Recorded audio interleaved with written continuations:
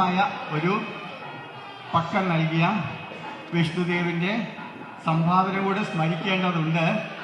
അദ്ദേഹം ഇവിടെയില്ല, വരും.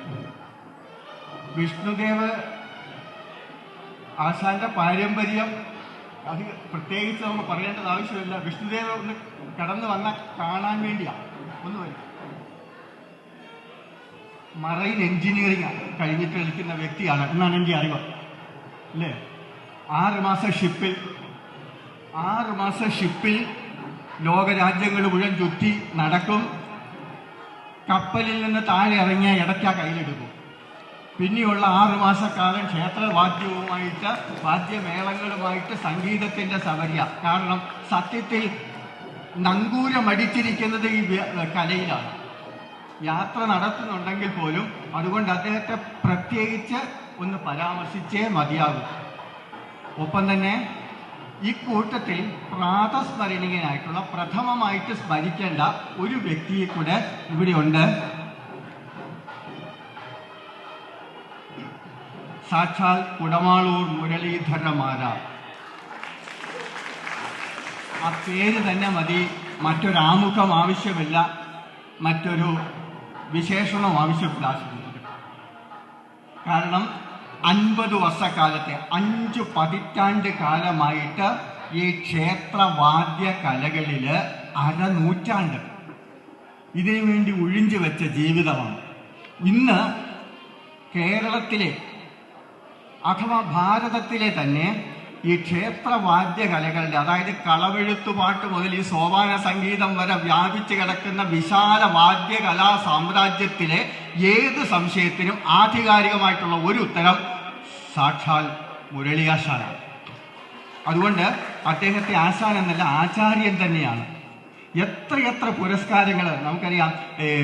ഫോക്ലോർ അക്കാദമിയുടെ പുരസ്കാരമുണ്ട്, കേന്ദ്ര ഗവൺമെന്റിന്റെ, സെൻട്രൽ ഗവൺമെന്റിന്റെ ഫെലോഷിപ്പ് കിട്ടിയിട്ടുണ്ട്. അതുപോലെ അദ്ദേഹം ഗവേഷകനാണ്, അധ്യാപകനാണ്, ദേവസ്വം ബോർഡിലെ മുൻ ജീവനക്കാരനാണ്. സർവോപരി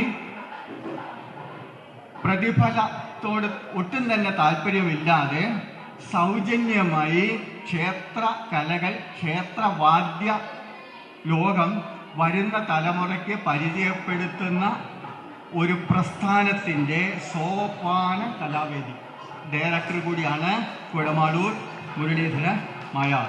അപ്പോൾ അദ്ദേഹത്തെ നമുക്ക് ഇന്ന് കിട്ടിയത് വളരെ ഭാഗ്യമായിട്ട്, ശിഷ്യയുടെ പ്രകടനത്തിൽ അങ്ങ് തൃപ്തനാണ് എന്ന് കരുതുന്നു. അപ്പോൾ നന്ദി പറയാൻ വേണ്ടിയിട്ട് വീണ കൃഷ്ണകുമാർ ഒരുങ്ങിയതാണ്. ഞാൻ കൊണ്ട് വരട്ടെ. നന്ദിക്ക് ഇനി അവസരമുണ്ട്, കാരണം അതിനു മുമ്പ് നമുക്കൊരു നന്ദി പറയേണ്ടതുണ്ടല്ലോ. അതുകൊണ്ട് ആദ്യം ആശാനെ ഇവിടെ എത്തിയിരിക്കുന്ന വന്നിട്ടുണ്ട് നേരത്തെ ധാരാളം, ഈ ക്ഷേത്ര സന്നിധാനത്തില് ധാരാളം എത്തിയിട്ടുണ്ട്. സോപാന സംഗീതം, സോപാനത്തിന്റെ മുൻപിൽ സോപാന സംഗീതം അവതരിപ്പിച്ചാൽ നമുക്കറിയാം അങ്ങനെയാണ് സോപാന സംഗീതം അവതരിപ്പിക്കേണ്ടത്.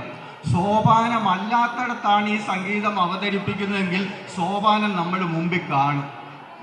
അതുകൊണ്ടാണല്ലോ എഴുന്നള്ളത്തിന് പോയ ഭഗവാൻ ഈ സോപാന സംഗീതം കേട്ട് ഓടി വരികയായിരുന്നു തിരിച്ച്.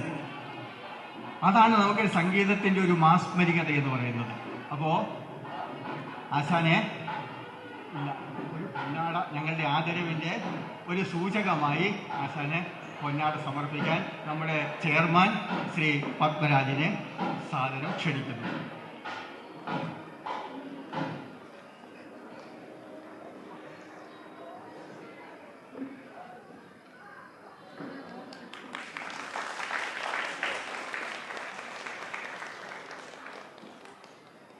ഓണന്തുരുത്ത് ശ്രീകൃഷ്ണസ്വാമിയുടെ മുമ്പാകെ സാഷ്ടാംഗം നമസ്കരിച്ചുകൊണ്ട് കഴിഞ്ഞ